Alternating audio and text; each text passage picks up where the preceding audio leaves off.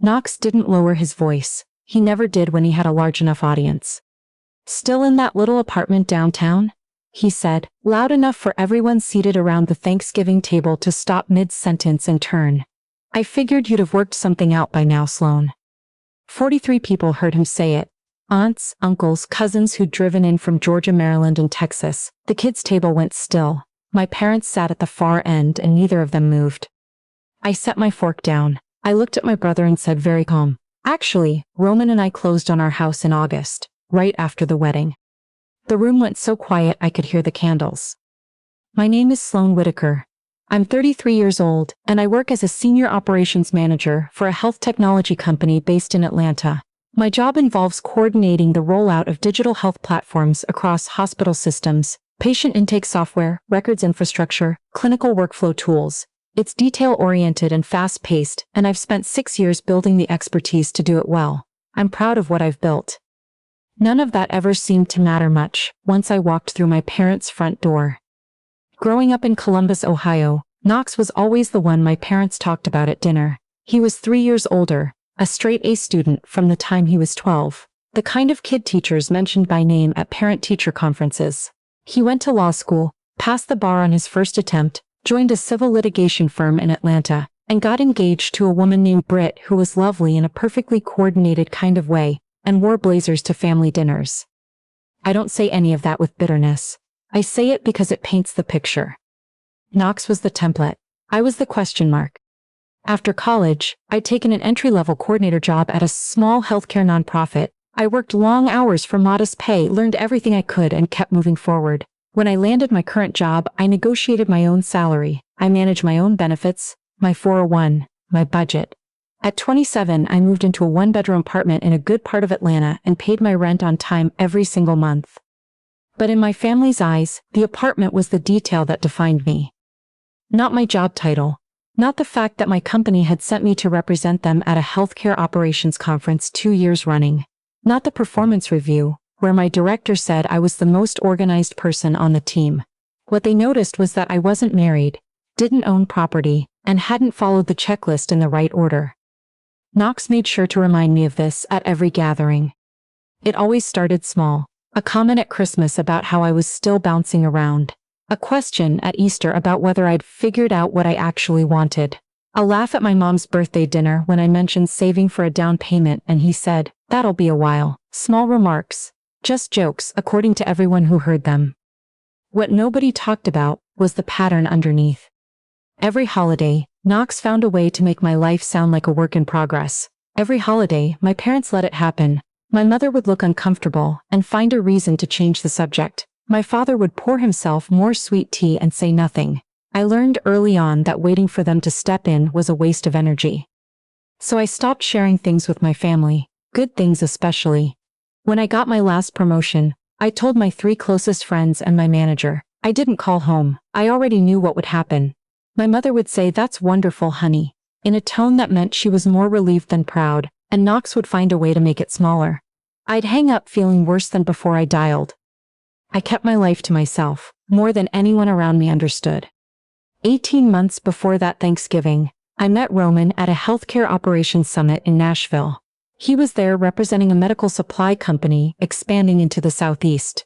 We were seated at the same round table for a morning session, and when the moderator asked everyone to introduce themselves, Roman was the only person who actually listened to the other introductions instead of rehearsing his own. I noticed that immediately. We talked at the coffee break, then through lunch. He texted me that evening to ask if I wanted to keep the conversation going over dinner, and I said yes before I'd finished reading the message. Roman was an operations director, systems-oriented, deliberate, thoughtful in a way that wasn't performance. He was also the first person I'd dated who didn't make me feel like I had to justify the choices I'd made.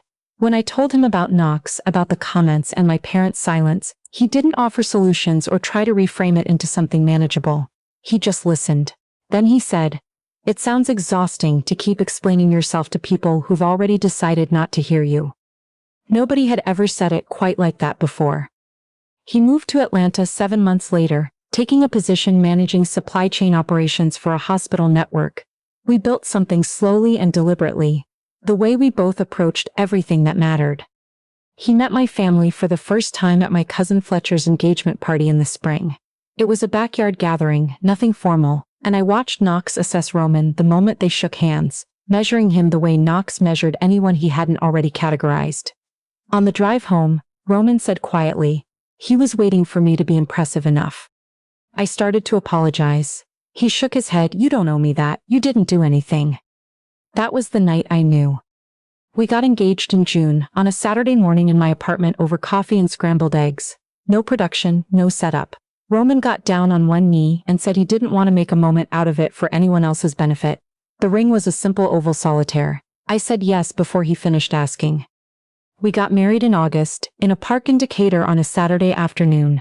12 people total, close friends only. My best friend from college stood with me. Roman's brother stood with him. We had dinner afterward at a restaurant we loved, came home, and opened a bottle of wine on my apartment floor surrounded by takeout containers and the quiet satisfaction of having done exactly what we wanted. A month later, we closed on a house in East Atlanta. 3 bedrooms, original hardwood floors, a wraparound porch. Roman immediately started planning to refinish. We moved in the same weekend and didn't throw a housewarming party. We sat on the porch steps with boxes stacked behind us, shared a bottle of something we'd been saving, and agreed that this was more than enough. We hadn't told my family a single thing. This is the part people always want to interrogate, so let me be plain about it. It wasn't deception, not hiding out of shame or spite. We were protecting something. I had watched my entire adult life become community property at family dinners, picked apart, questioned, commented on, turned into the setup for someone else's punchline. I wasn't going to let them do that to my marriage. I wasn't willing to let Knox say something small and sharp about Roman not being impressive enough, or watch my mother's face do that careful, uncomfortable thing it did when she didn't know how to defend me, but also didn't want to fight. This was mine, ours, and we were going to keep it that way until it felt safe to do otherwise. I didn't expect that moment to arrive at Thanksgiving. My parents hosted every year at their house in Columbus. The dining room table seated 12 when extended, which meant the overflow moved to folding tables in the living room and the kitchen, people balancing plates on their laps. My mother made sweet potato pie from scratch. My Aunt Sylvia drove up from Cincinnati every year with her cornbread dressing. The house always smelled the same by midday. Butter and cinnamon, and the good candles my mother only brought out for holidays. I drove up from Atlanta alone. Roman planned to arrive separately, and was stopping at a bakery near my parents' neighborhood to pick up the pies we'd ordered. A contribution that had been a small logistical detail and turned out to be the most perfectly timed entrance of his life. I got there early, helped set the table, hugged my mother, said hello to my father. I'd learned over the years how to move through these gatherings on autopilot. Present enough to be there, guarded enough not to get hurt. Knox and Britt arrived an hour before dinner. He came in loud, the way he always did, filling the entryway with handshakes and back slaps. I hugged them both and returned to the kitchen. The meal itself started smoothly. 43 people at various tables, the comfortable chaos of a big family gathering, everyone talking over everyone else. I sat between Fletcher and a great aunt who was showing me pictures of her garden on her phone. I was genuinely glad to be there. Then the table quieted between rounds of plates. Knox looked down the table at me. I saw it coming, the way I always saw it coming. Something shifts in his expression, and he leans back slightly, like he's been holding something and finally decided to put it down in the middle of the room. "So Sloan," he said it conversationally, "still in that little apartment downtown?" A few conversations slowed, people glanced over. "I figured you'd have worked something out by now." He added a small laugh and looked at Britt like they were sharing a private joke. Someone at the kids' table giggled nervously. My mother pressed her lips together. My father picked up his glass. I set my fork down. "Actually, Knox, Roman and I closed on our house in August." I paused, right after the wedding. The silence that followed was different from the kind that falls after a bad joke. It was the silence of information rearranging a room. Knox stared at me. He let out a short, disbelieving laugh. "The wedding." "The wedding," I said. "You're saying you got married?" He looked around the table, and nobody knew. "Our close friends were there," I said. "We kept it small." "Sloan," my mother's voice was careful. "What are you saying?" "I'm saying Roman and I got married in August. And then we bought a house." The table came apart into overlapping voices. When? Where? Why didn't anyone know? Britt's expression had gone completely still. Knox leaned forward. You're serious, he said. He still had the disbelieving half-smile, the one he used when he thought he was ahead of a situation. You actually got married and told nobody. I did. And where is this husband? I picked up my phone, typed a short text, and set it back on the table. No one spoke for almost 2 minutes. Conversations that had resumed elsewhere in the house went quiet when people noticed the stillness at the main table. Aunt Sylvia, seated one chair down from me, put her hand on my arm without saying a word. Then, the front door opened. Roman walked in carrying 2 bakery boxes stacked in one arm and a paper bag in the other. He stopped in the doorway when 43 faces turned toward him at once. He found my eyes across the room. His whole expression settled. He set the boxes down on the entryway table, walked into the dining room, and put his hand on my shoulder. They had peach cobbler left, he said, like we were mid-conversation. I got one of those too. I covered his hand with mine. Everyone, I said, this is Roman, my husband. For a moment nobody moved. Then my great-aunt said quietly but clearly, Lord have mercy. Knox stood up from his chair. He wasn't smiling anymore. This is some kind of joke. Roman looked at him evenly. It isn't. You've been married for, how long? 3 months? And you didn't think your own family deserved to know. Roman reached into the inside pocket of his jacket. Earlier in the week, we'd needed our marriage certificate for an insurance update, and it was still tucked in the folder he'd been carrying. He placed it on the table without ceremony, smoothed it once with his palm, and stepped back. My mother leaned forward and looked at it. She covered her mouth with both hands. My father sat completely still. Roman opened his phone and handed it to Fletcher without explanation. The photos were from our wedding. The 2 of us in the park, the afternoon through the trees, our friends around us, everyone laughing.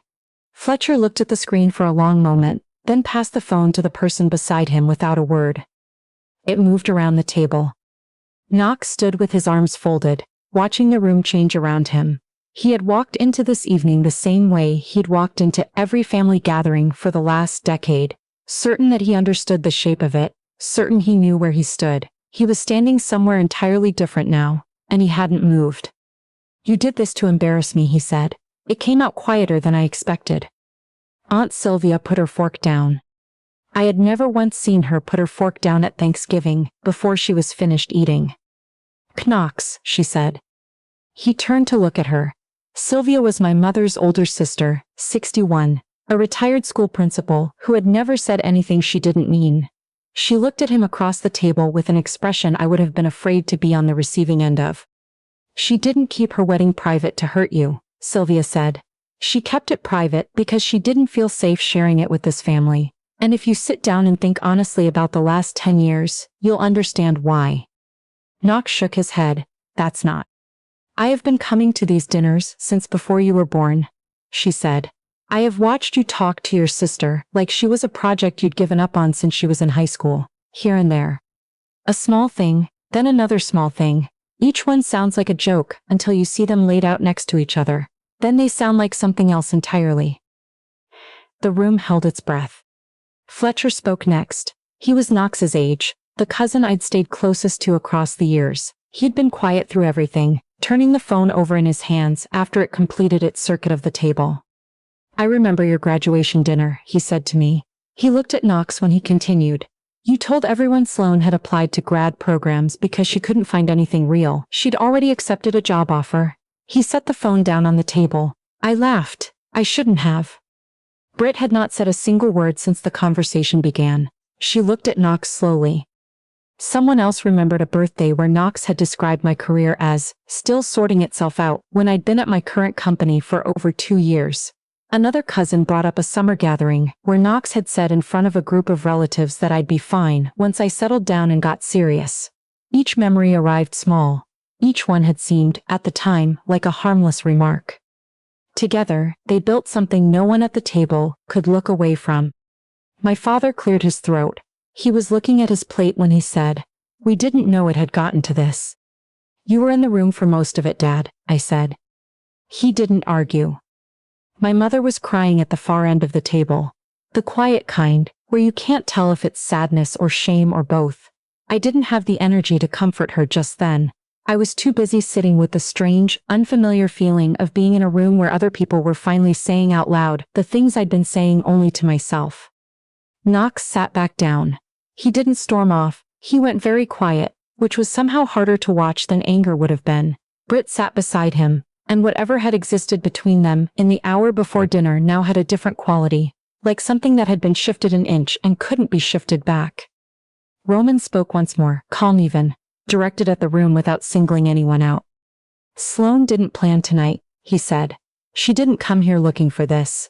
We kept our marriage to ourselves because we'd seen what happened when she shared things with this family. That's not an accusation, it's just what was true. We wanted one thing that belonged to us. Aunt Sylvia nodded. That's all it ever was, I said. Nobody had a counter for that. The evening moved forward the way these things do when the air has gone out of them. Slowly, then with a kind of tired warmth. Dessert appeared. The kids resumed their own noise. People drifted toward the living room. I helped my mother clear plates because I always had, and that wasn't going to change in a single night, but something was different. I felt it in how people looked at me, in how conversations paused when I entered a room, and then resumed with more care. Roman stayed close the whole evening.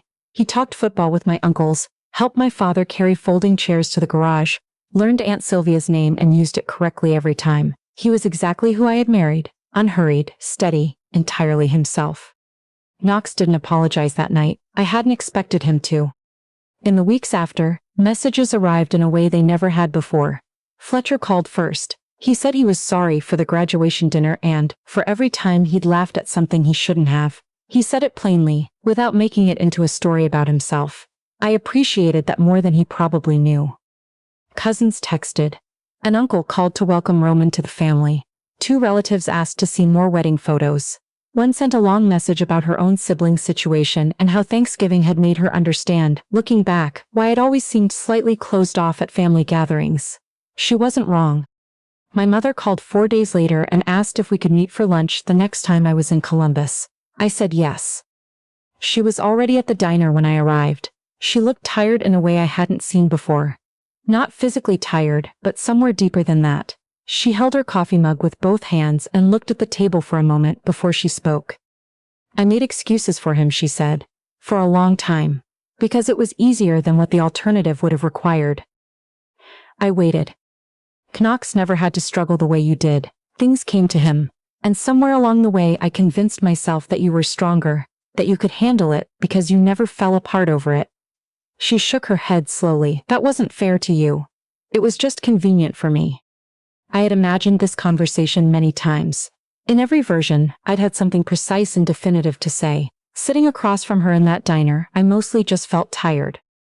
I forgive you, I said. I mean that. But forgiveness and trust are different things, and trust is going to take some time.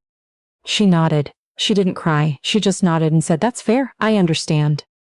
My father sent a text 2 weeks later. It was short, it said, Roman seems like a good man. I'm glad you found him. I'm sorry we made it so that you felt you had to hide that from us. I read it 3 times, then I saved it. Knox reached out in January, a text message briefer than I expected. I've been thinking about Thanksgiving a lot. I don't think I understood how it added up over the years. I'm sorry, Sloane. I read it several times before I replied. When I did, I kept it simple. Thank you for saying that. I hope you mean it. Fletcher told me later that Knox and Britt had postponed their spring wedding. Not called it off, postponed. Britt had asked for more time, and some conversations had been necessary that Thanksgiving made unavoidable. I didn't seek out the details. That was their story to work through, and I had no part in it. What I had was my own. Roman and I spent Christmas at our house. We drove out to a tree farm and spent an unreasonable amount of time selecting a Douglas fir, brought it home, and decorated it over 2 evenings, with ornaments we'd collected from places we'd traveled together. We invited the friends who had been at our wedding. We cooked too much food. We stayed up late playing cards at the kitchen table, and nobody wanted to be the first to leave. At some point that night I looked around the room, at the lights strung across the mantel, at our friends leaning over the table, arguing cheerfully about the rules of a card game, at Roman laughing at something someone had said, and I noticed that I was completely at ease, not performing ease, actually at ease, the way you can only be in a room full of people who want you to be exactly who you are. Roman caught me watching him and tilted his head the way he does when he's checking in without making a thing of it. I shook my head, just taking it in. For most of my adult life, I had measured my holidays by how long it took to decompress on the drive home. How many miles before I stopped replaying whatever had been said, before I could remind myself that I was fine, actually, that Knox's running inventory of my shortcomings was not the truth of my life. That Christmas, there was nothing to recover from. I've thought a lot since then about what actually changed. The easy version of the story is that I got to reveal a secret and watch my brother look small in front of the family that had spent years protecting him. That version has a certain satisfaction to it, but it's not what I actually hold on to. What I carry is something quieter. I spent years waiting for my family to see me clearly. What I found eventually was that I had stopped needing them to. Roman saw me, our friends saw me, and somewhere in the years of building my career and paying my own bills and making my own choices, I had learned to see myself without waiting for anyone else to confirm what I already knew. The Thanksgiving reveal didn't give me that. It only proved that I already had it. My house has a wraparound porch that Roman spent 3 weekends refinishing, and we drink coffee there on Sunday mornings regardless of the weather. My marriage certificate lives in the filing cabinet in our home office, between the car insurance folder and the utility records, and it is the most ordinary and most important document in that drawer. The people who love me well know where I live, and they come when they're invited, and they leave me feeling more like myself than I was before they arrived. The noise from my old life still reaches me sometimes. I don't expect it to stop entirely, but it reaches me now from a distance I built on purpose, and I have learned the difference between a voice that deserves a response and one that only deserves a little less space than it used to take up. That is the only kind of peace worth building, and I built it, one quiet decision at a time, long before anyone at that Thanksgiving table knew there was anything to celebrate.